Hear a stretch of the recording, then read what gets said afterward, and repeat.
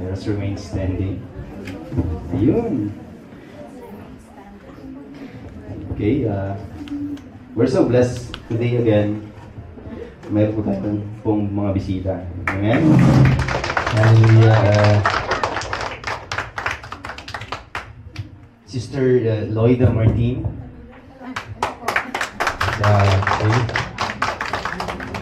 First time po nila sa Greece, first time po nila sa church. And ang kapatid po niya si Brother Erwin. Ayan, kapatid po sila. Kapatid po sila. So, Sister Loida, Sister Erwin. Okay. Brother Erwin. Sister Liza. Ayan. Kaibigan po ni Myra. Well, thanks so much. Thanks so much, Myra. Thank you, Ate Sally, for bringing your friends here. And first time mag-abroad. Wow. Sister Evangeline Mateo. Hey! Anak po ni Sister Hermie. Okay. Yung pinag-pray po natin nung last Sunday, andito na siya. Okay. So, Blacky naman dyan!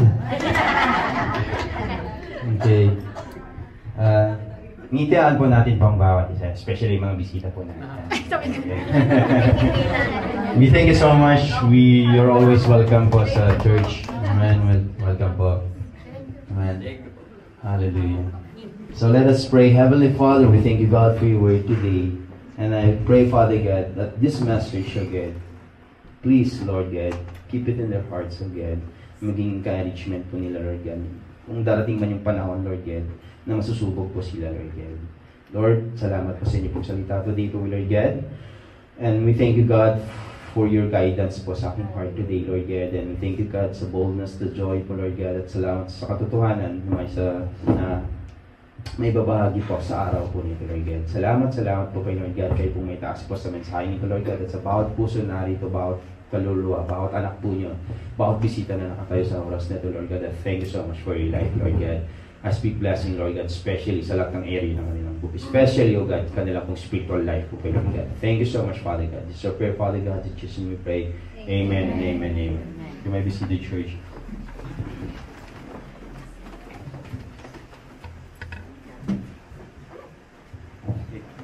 Hallelujah.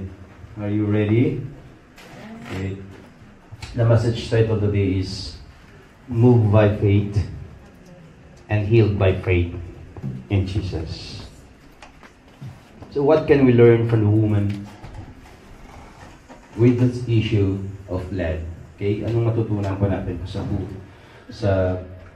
sa babaeng ito na mayroon pong problema po?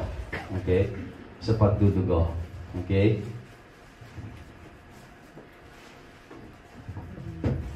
So the woman with the issue of blood, what can we learn from the woman with the issue of blood?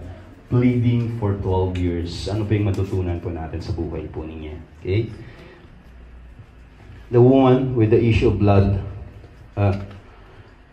blood story can be found in the Synoptic Gospel in the following books of the Bible. So we have Matthew chapter 5 verses 25 to 34, Matthew chapter 9 verses 20 to 22, and Luke chapter 8 verses 43 to 48. So we will use Gospel Mark. Okay? Gagamitin po natin si Gospel Mark sa message for more understanding, para mas lalo po natin pong maunawahan. Okay?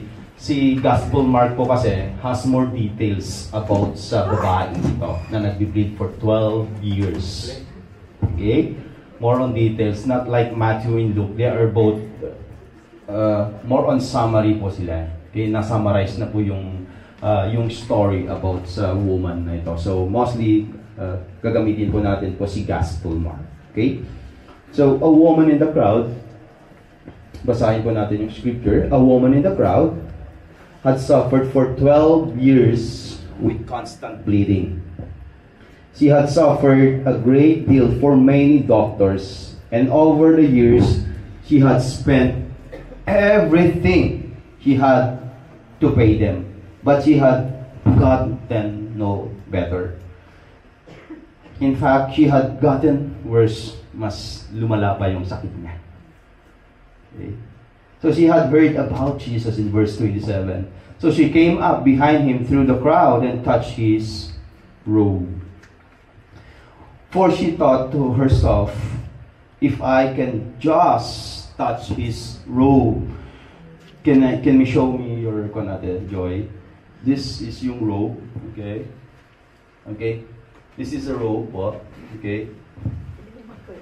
Ang hinawakan po ng woman po is ito lang. That's the hem of the robe. Oh, laylayan. Ito lang. Dulo ka. Thank you po.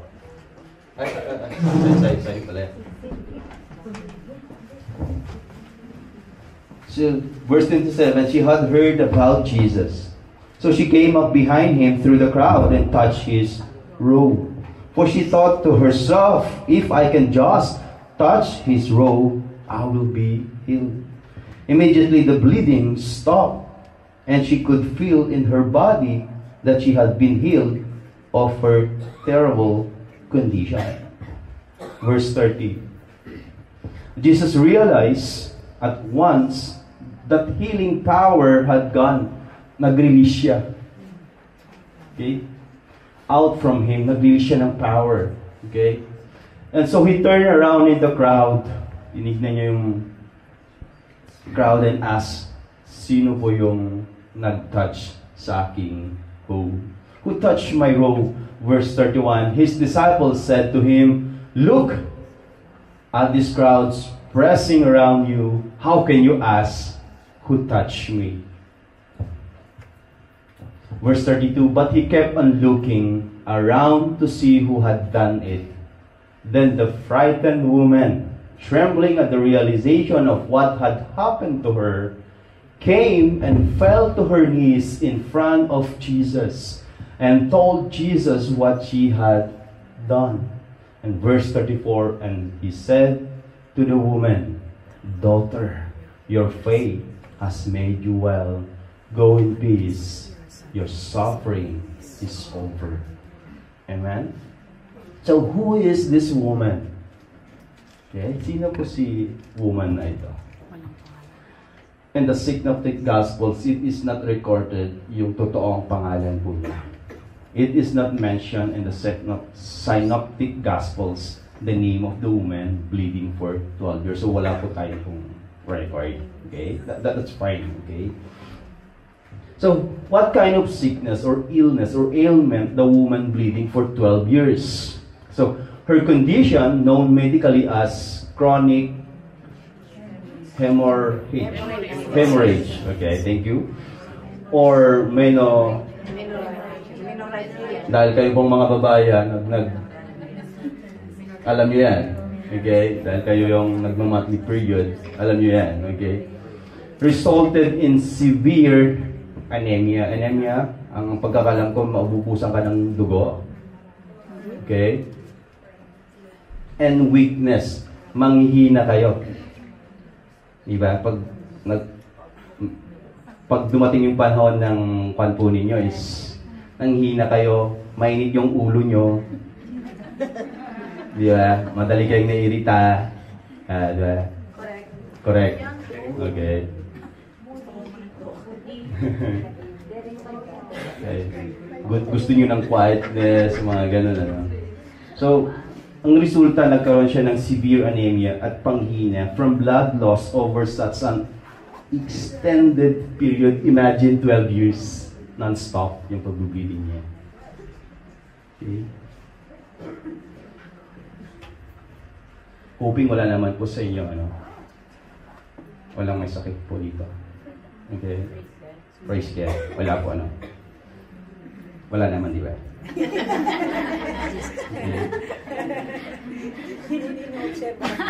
Okay.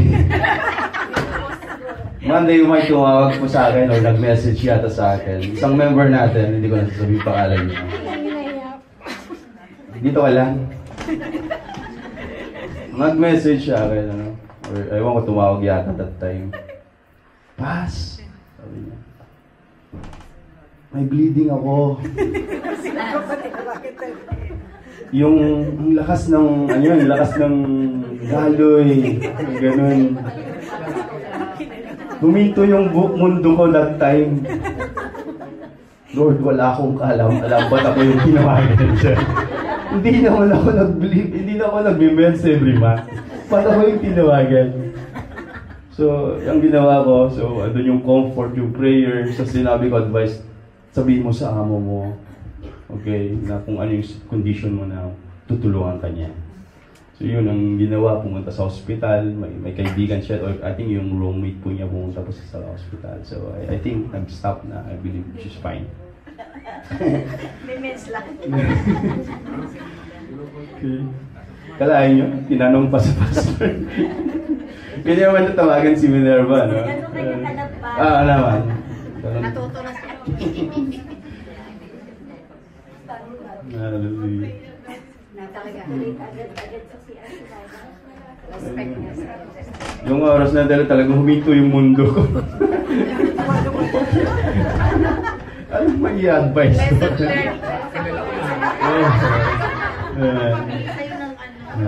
So, she's fine. Ano, okay naman siya. Ano, okay naman dia. May tubo na siya.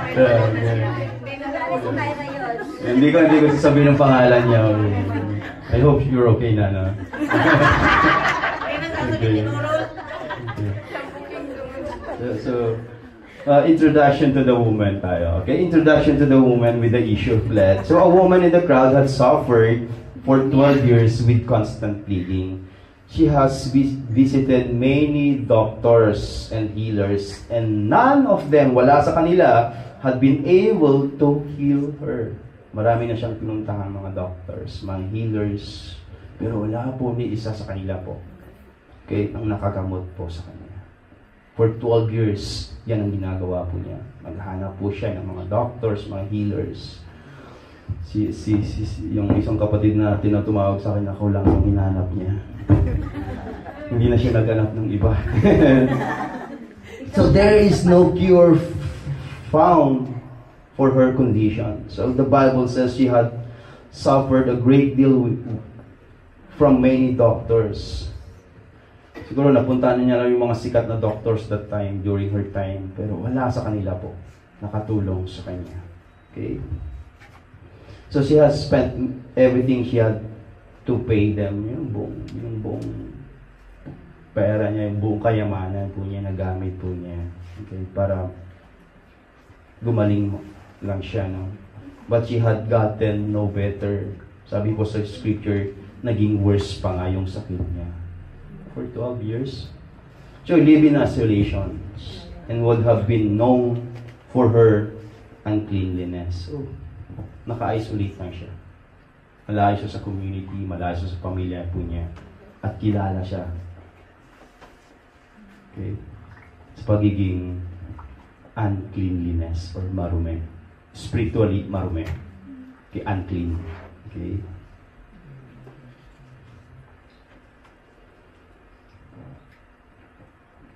So the woman with the blood issue was bleeding for 12 years.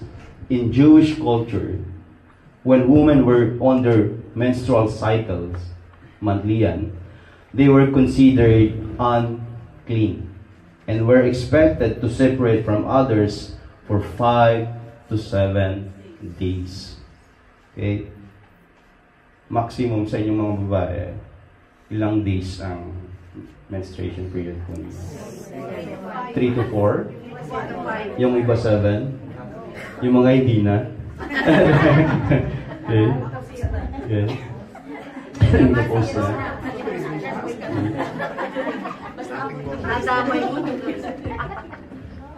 So, for 12 years ang babaeng ito, she separated herself from others, especially sa kanyang pamilya. Okay? At every time po na mayroon po silang sa Jewish culture, every time po yung mga babae mayroon pong menstrual period, so they need to isolate themselves, so hindi po sila makapag-church. Anong law ang brinake po nila pag hindi sila nakapag-church? the Sabbath day. Di ba ang hirap? Pero ang pangako, ang utos po ng Panginoon, dapat mag-church ka, di ba? Honor the Sabbath day. But for 12 years, this woman, she break also this law. Yeah? So a major factor in the separation is they could cause others to become unclean by touching them or touching an item. For example, sa Ate Joy, nag-mens ka pa ba? Ayaw ko. Hindi ka nila example. Si Tita Bessie? Hindi. Ayaw ko pong example. Okay. Sino pa dito normal? Okay. Let's say si Ate Arlene. Okay. Malapit na. She's not allowed, okay, in Jewish culture or in Jewish law, they're not allowed to touch anyone. Like, pag hinawakan po nila, yung tao na yon is considered also unclean. Okay? Kahit yung mga bagay na hinawakan po nila, at nahawakan po ng iba, they're considered unclean. Law po yan ng Jewish.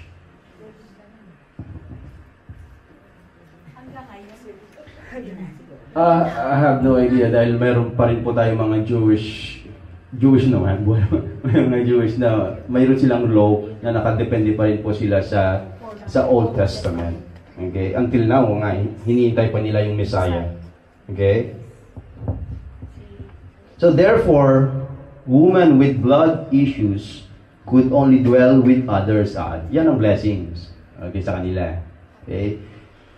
With similar issues. So, for example, si Ate Arlene, nagme-mens.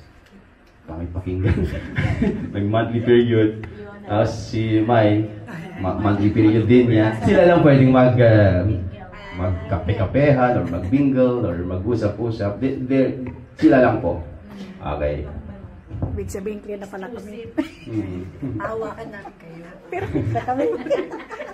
So in my point of view, in my own understanding, she suffered not only in the outside, not only physically, but she suffered most also in the inside. For 12 years, she is forbidden. According to Jewish culture, she's not allowed to socialize with others, especially her family. Andun yung gusto niyang yakapin, pamilya niya. Gusto niyang makausap. For 12 years, hindi niya yun magawa. Sino po dito hindi pa nakauwi ng 10 years sa Pilipinas? Or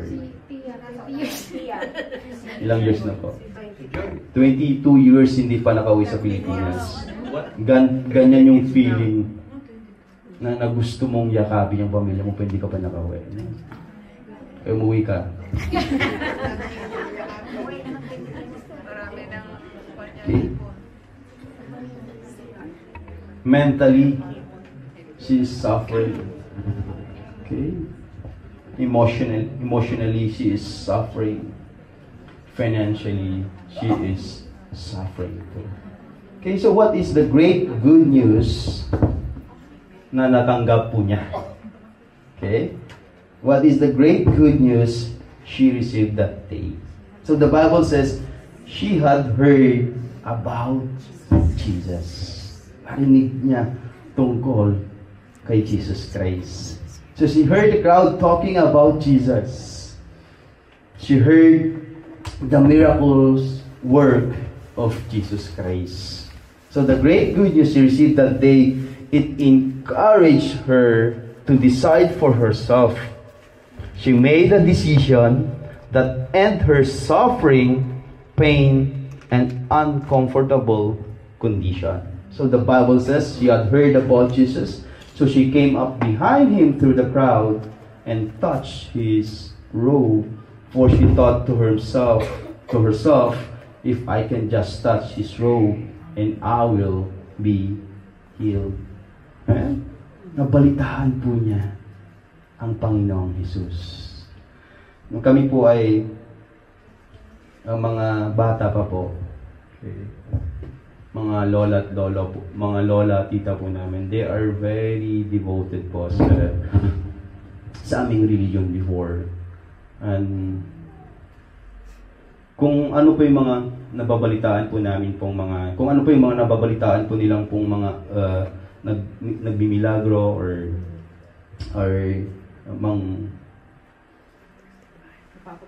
nagpapagaling, okay, or mga albularyo, okay, pinupuntahan po namin, okay, especially sa Pangasinan. Pumupunta kami doon. Marami na po kaming napuntahan para kami ay ipakita sa kanila, ipakita po nila kami kung anong meron. Hindi pa namin naintindihan po doon that time. So, sumasama na lang po kami. So, kung ano ang nabalitaan po nila, doon kami. Di ba? Sa Pangasinan yon. Okay. Sino po dito mga taga-Pangasinan? Taas nga ang kamay. Yan po yung mga member po natin na dating mga albular. joke lang. Okay na po sila. Magbago na po sila. Okay, so, lesson we will learn from the woman bleeding for 12 years. Number 1. Move by faith to seek help. So, the crowd forbid her, but she was moved by faith to seek help. So the Jewish law and culture forbid her, but she was moved by faith to seek help. In verse 28 says, "For she thought to herself, if I can just touch his robe, I will be healed." So we should never be ashamed to ask for help when we need it. So, are you familiar with this song? Huwag po tayo pong mahiyang lumapit po sa Diyos. Siya po yung ating pong healer. Okay? Our God is able. He is mighty. He is faithful. And He never sleeps. He never slumbers. He never tires of hearing your prayer. When we are weak, He becomes stronger. So rest in His love and cast all your cares to Him. Amen? Number 2, intentionally, not only thoughtful or being thoughtful. She had heard about Jesus, so she came up behind Him through the crowd and touched His robe. Minsan, may mga problema po tayo sa buhay. Okay, marami po tayong pinagdadaanan. Okay? Minsan, yan lang ang laman po ng isip po natin. Ano kayong gagawin ko? Ano kayong magagawa ko? Ano kayo pong pwede kong gawin? Sino kayo pwede kong puntahan? Sino kayo makakatulong? Okay? Minsan hanggang doon lang tayo sa isip. Isip lang natin, iniisip lang natin kung anong gagawin. Pero walang action. Diba? So dapat po maging intentional po tayo pag may mga problema po tayo pong mas pinagdadaanan. Okay? So this woman, tinuturoan po tayo today na maging intentional po tayo. Okay? So intentionality requires actions. Okay? Gawin mo yung part mo kasi. Okay? Being intentional involves actions and attitude. So being intentionally draw near more to God. Okay? So anong ginawa po ng babae? Ang daming tao, siksikan. Okay? So hindi lang niya inisip kung anong gagawin po niya. She intentionally talagang pinilit po niyang makalapit po sa Panginoong Hesus. Yun ang gawin po natin. Ano, marami pong mga problema dyan. We are surrounded. Amen. Huwag nating hayaan mga yan ang pipigil po sa atin na mas lalo po tayong lumapit po sa Panginoon. Amen? And faith, number 3. Faith should above the voice of the crowd and negative opinions of others. Sometimes po mga kapatid, we are consumed by the voice of the crowd and negative opinion of others. Na ito yung maglilid po sa atin or it will bring us to be more fear